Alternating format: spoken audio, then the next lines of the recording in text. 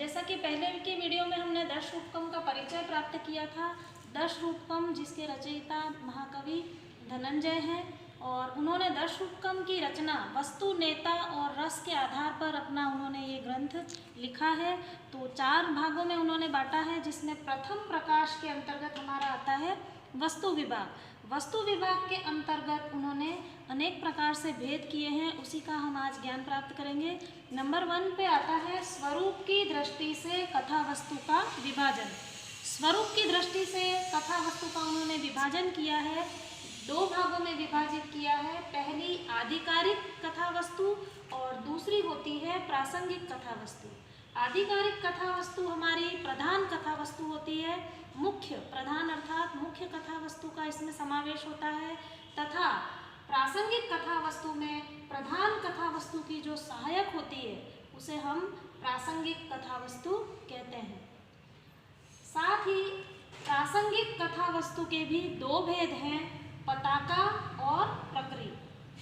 पताका प्रधान कथा वस्तु का दूर तक साथ देती है। जैसा कि हम रामायण में देखते हैं तो सुग्रीव की कथा है वो बहुत दूर तक साथ देती है, और दूसरी है प्रक्रिया अर्थात जो कथा वस्तु में कुछ दूरी तक ही साथ देती है।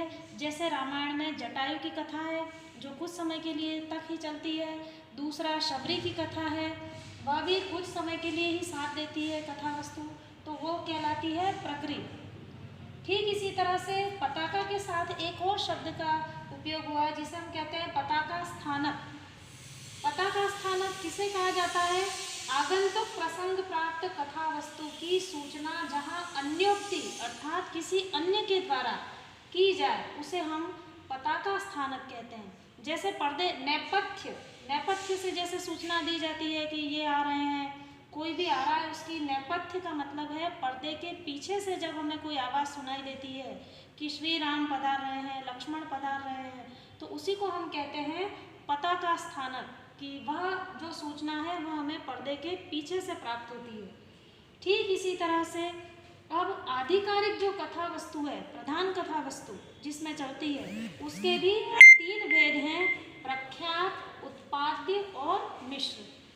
प्रख्यात जिसमें हम कहते हैं जो विश्व प्रसिद्ध है कथाएं वो प्रख्यात कहलाती हैं। उसमें पात्र हमारे दिव्य भी होते हैं, दिव्य और अदिव्य, अलौकिक और लौकिक दोनों प्रकार के होते हैं, और मर्त्य यानी मनुष्य भी उसमें होते हैं। और जो प्रख्यात कथा प्रसिद्ध होते हैं, इतिहास प्रसिद्ध, वो सारी कथाएं इसमें आती हैं। उत्पाद्य में दिव्य भी आते हैं, लौकिक, अलौकिक और मनुष्य ये भी इसके अंतर्गत आते हैं।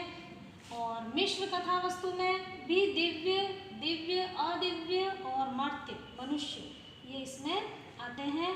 तो प्रख्यात होती है वो प्रसिद्ध होती हैं, उत्पाद्य जो होती हैं वो काल्पनिक होती है, कल्पना की जाती है। और मिश्र में वो कथाएं प्रसिद्ध भी होती हैं और काल्पनिक भी होती हैं, दोनों का सम्मिश्रण इसमें होता है, इसलिए ये मिश्र कही जाती हैं। इस तरह से आधिकारिक कथा वस्तु के 3 भेद हो गए, प्रख्यात, उत्पाद्य और मिश्र। इस प्रकार आज हमने ये जाना कि स्वरूप की दृष्टि से कथा वस्तु का विभाजन किस प्रकार होता है। अगली वीडियो में हम फल के आधार पर कथा वस्तु का विभाजन जानेंगे। अस्तु।